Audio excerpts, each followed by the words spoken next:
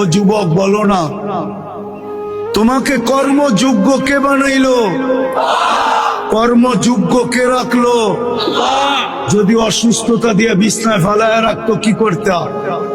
কি করার ছিল? অভিযোগ, থানায় কেস, কোর্টে যায় আপিল, র্যাবের কাছে নালিশ, কি করার ক্ষমতা ছিল? অস্তিত্বটাকে দিল।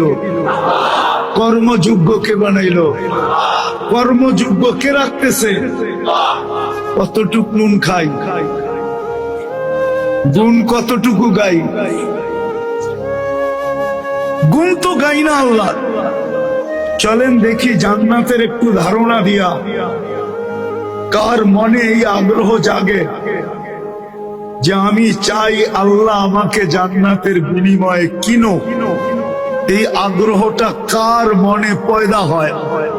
একটু জান্নাতের ধারণা দিয়া দেখি। আল্লাহ কিন্তু জান্নাত দিয়ে কিনতে চাইতেছেন। কিনবে কে? ক্রেতার